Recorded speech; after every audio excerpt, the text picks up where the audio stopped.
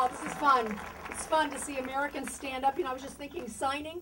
I'm kind of in the mood to sign something. I would like to sign my name very large on a piece of paper, SANDYRIOS, so that Barack Obama can read it. Will you sign with me? Yes. All right. We have to pledge our lives and our fortunes as our founding fathers did to preserve what they fought so hard and gave so much to establish. I'm willing to do that. Are you willing to do that? Yes. Let me just tell you that the Gallup poll yesterday told us they polled Americans, and 48% said that the taxes they pay are fair.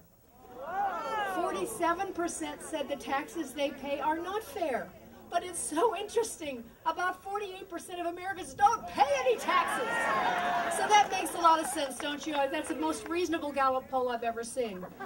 Let me just say that George Bernard Shaw said a government which robs Peter to pay Paul can always depend on the support of Paul. But now those of us who are working hard and paying our taxes are being criticized for complaining about the increasing burden. Remember when Joe Biden said during the campaign it was unpatriotic to complain about paying taxes? Governor Pat Quinn here at home is telling us that now all these increases they're going to be a shared burden. We are going to share the burden. I'm trying to figure out who we're sharing this with.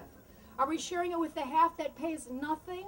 Or are we paying it with the government that continues to give themselves pay increases and spend like, as John McCain would say, drunken sailors? Ronald Reagan said the government is like a baby's alimentary canal with a happy appetite at one end, no responsibility at the other end. James Bovard said democracy must be something more than two wolves and a sheep voting on what to have for dinner. But isn't it true that paying taxes willingly makes us a good citizen? If we are grateful, don't we do that? Well, I would say that yes. I think the answer is yes if the taxes are fair, if they are equitable, and if government is spending responsibly and truly it is a shared burden. Then yes, we pay our taxes gladly. Yes, if taxes are spent on things that governments are supposed to spend taxes on, like constitutional things like national defense, the interstate highway system, schools locally, and necessary public services, yes, then we're happy to have those taxes and to pay them. But no, when they become oppressive. Thomas Jefferson said it best. Listen carefully. To preserve the people's independence, we must not let our rulers load us with perpetual debt. We must make our election between frugality and liberty, or excess spending and servitude. If we run into such debts as that we must be taxed in our meat and in our drink and in our necessaries and our comforts and in our labors and our amusements, for our callings and our creeds, our people must come to labor 16 hours in 24, give the earnings of 15 of these hours to the government for their debts and daily expenses, and the 16th being insufficient to afford us bread. The forerunner of this is public debt.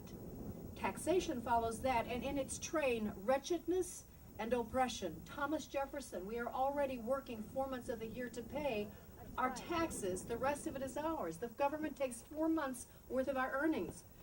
So the question again is it true that paying taxes willingly is the mark of a good and grateful citizen? Well, no. When taxes go to pay for things that actually harm people, subversive organizations that undermine our political system like ACORN, educational programs that twist and pervert the minds of our children not only on moral issues but on our system of government itself, our history, and our commitment to future. No. When taxes are used to reward the like-minded and punish the dissenters, no. When taxes are used to gain power and not to seek the good of the people, then no. No, when they are used to form unconstitutional civilian uniformed forces with our youth to further indoctrinate them. No. No, when our money goes to pay for goods and services that we find morally objectionable, when we are forced to pay for things we could never personally support or promote. No. No, when they are used to build up a Homeland Security Department and local police forces to monitor so-called right-wing extremists who are now defined by Homeland Security not only as those who oppose abortion, illegal immigration, who are in favor of gun rights, but include now those who simply reject federal authority over state and local authority. You are now all officially right-wing extremists. Our taxes are paid. Yeah, write your name on the dotted line. But the second thing is your taxes are going to form those forces, and when taxes are paid for that, we are not bad citizens to oppose them, and our vote is no! And not when our tax dollars are used to suppress, punish, indoctrinate, and undermine the history and greatness of the country we have loved for the very things that others would destroy. When these things come to pass, it may be patriotic not to pay taxes. Amen. We were given the freedom by our forefathers through careful framing of our Constitution, the right to enjoy life, liberty, and the pursuit of happiness. And what did they say if those things were threatened? This is what they said, because they foresaw that things might not always be the way they had hoped. But whenever any form of government becomes destructive of these ends, and those ends were the pursuit of life, liberty, and happiness, whenever any form of government becomes destructive of these ends, it is the right of the people to alter or abolish it and to institute new governments. Now, those are fighting words written by men who were willing to fight for their freedom and for the freedom of future generations. Their blood is in our veins, and their hearts beat with a desire for justice just like ours. Let's rise to the occasion for the sake of their legacy and for the future of our children to save and preserve this great country.